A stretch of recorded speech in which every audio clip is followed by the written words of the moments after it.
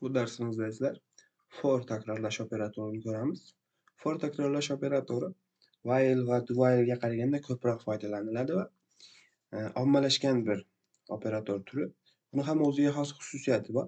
Misol uchun buning shart qismida ham shart beramiz, qiymat ifodasi bor, keyin ayirish qo'shish ifodalari bor va ichida kodi bor. Bu ham while'ni biroz mantig'iga o'xshaydi va shart to'g'ri bo'lganda bajaradi. Do while'ga o'xshamaydi. While'ga o'xshash ishlaydi.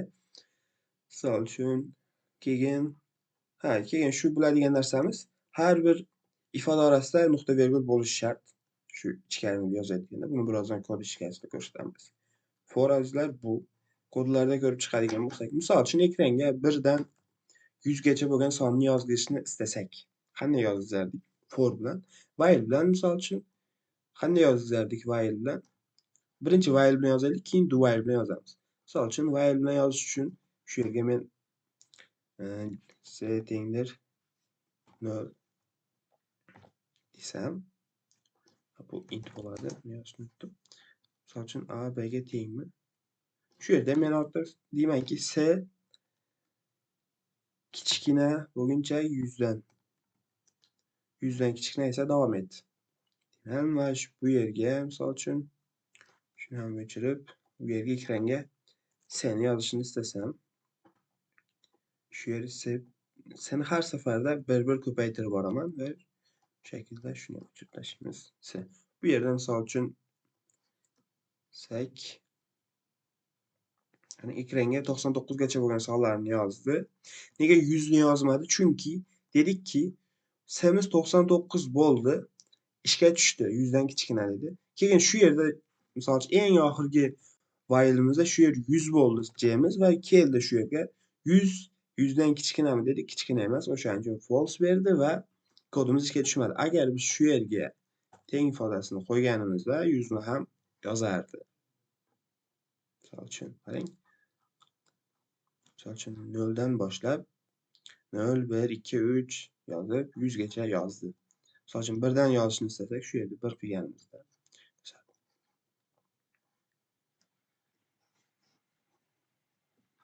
Misol uchun bu yerda 1 dan boshlab 100 gacha yozdi. Az avval 0 dan boshlaganda bu yerda 100 dan boshladi. Misol uchun bu yerda ichida o'zimiz bir ko'paytirib boryapmiz. Har safarda seni javobini bu yerga misol uchun ikkinchi kelganda 2 bo'lyapti, uchinchi kelganda qiymati 3 bo'lyapti. Bu shaklda sonlar o'zi avtomatik ortib 100 gacha ekranga yozamiz. Xuddi shu narsani while bilan yozmoqchi bo'lsak, ya'ni for bilan yozamiz. For qanday ishlaydi? Misol uchun for kaliti so'zini yozamiz, undan keyin qavslarimizni ochamiz. Qavslar ichida birinchi bo'lib tanitish, ya'ni qiymat tanitishni qilamiz. Misol uchun bu yerda xuddi shu mantiq, xuddi shu tanitishni shu yerda qilamiz. int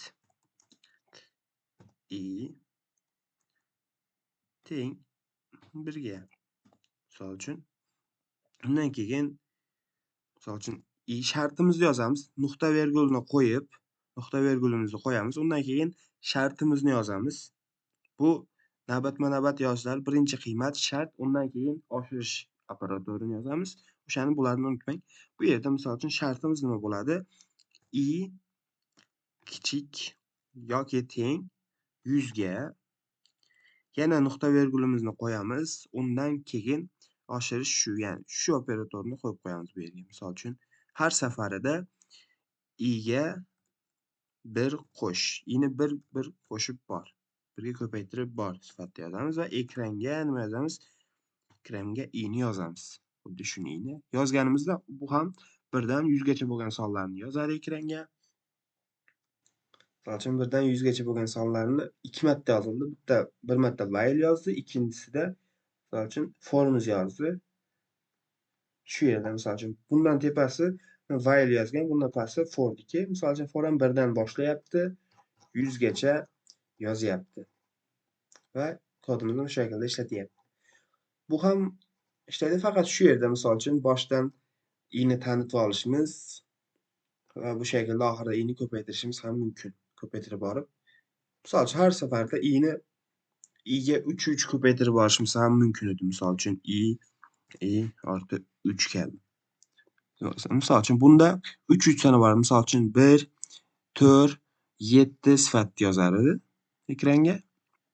Misal üçün qarayın. 82, 85, 88. Yəni arada 3 təşləb getyapti. Nega? Çünki biz bunu yine hər səfərdə 3 qoşub boryapmiz. Bu şəkildə. Keyin for ifadəsində hər daim bu başıdakı və axirdəki şularını verişimiz şərtmi degəndə, verişimiz şərt emas. Misal üçün bunlar həm for deyərsək buladı. Lekin nöqtə vergülünü qoyuş şərt. Misal üçün şu şəkildə yazarıq. For deyimiz şu yerdə misal üçün i birincisi misal üçün şunu yazmaq üçün olmasaq, şunu yazmaq üçün bizə bu kerekməz desək, şu yerə nöqtə vergül qoyamız. Keyin şərtini yazarız. Şərt yazışqa məcburumuz. Misal üçün nə deyilik? A deyilik. A teng B'ye nöqtə vergülünü qoyub yenə bütün nöqtə vergül qoyub qoyamız. Çünki biz şunu yazmalıyıq deyilik. Bu şəkildə toxtatamız. Misal üçün şu şəkildə yazsaq, misal qarayın. Yəni şu nöqtə vergüllərini qoyamız. Joyga şərtin iki tərəfiga və bunlarını yazmasak olar. İstəsək şu yerə bunu yazıb qoysak olardı. Misal üçün A-nı bir köpəytirsək. Yoki bunu verməsəm bu yerdəyim bir kodlarımı yazmamız mümkün. Bu. For bu şəkildə. O şənin üçün yəni for'da while kəbi işlətişən mümkün. Bunun kəbi yazıb və bu şəkildə həm yazış mümkün. Bu şəkildə yazsaq, misal üçün şunu yenə də qısqa bir halı bu while'ni görünüş halı. Bu səbəbdən həm for köproq faydalanılır while'yə qaraganda. Farqlar bu misal üçün. Ekranga 100 məddə davran ismini yazmaq üçün sayıram. Xuddi şu şəkildə şu nərsəni alıb yazış mümkün. Misal üçün 100 məddə davran bek yazmaq üçün şu yerə baxıramız. Şu şəkildə davran bek yazsaq misal üçün 100 məddə davran bekdir. Yazar ekranga. Ekranga 100 məddə davran bekdir yazdı. For həm xuddi şunday. Faqat ekranga yazışmaz. Barcha boshqa kodlarni ham yozadi. Misal üçün turli misal var. Misal üçün kalkulyator tayinlaydiganimizda, misal üçün kalkulyator to'xtamaydi hech bir zaman. Har doim ishlab turganligi uchun uni bir while ichiga yoki for ichiga olamiz va ichidagi shu yerni true olsak, sonsuz bir şekilde ishlab turadi va foydalanuvchi har safarda kirganda, har safarda bir marta ishga tushib hisoblab beradi. Keyingi darslarimizda xudo olsa bu darslar while'lar takrorlash operatorini tugatib, bitta kalkulyator yasab ko'rsataman u yerda. Bu yerda rostmana tushunasizlar. For, while, do while bu şekilde birbirlarining farqi. Do while bir marta kodni ishga tushirib oladi. While shartga qarab kodni ishga tushiradi. For ham shartga qarab ishga tushiradi va xuddi shu kodlarni ishga tushirish davomida o'zi ichkarisida amallar ham bajaradi. O'ziga kerak bo'lgan amallarni ham bajarib oladi. For'ni do while'dan farqi bu. Bu darsimizda ham bu yerda to'xtatamiz. Bundan keyin maxsus for operatorini ko'ramiz. For takrorlash operatorini ko'ramiz. U ham for ustiga qurilgan bir operator.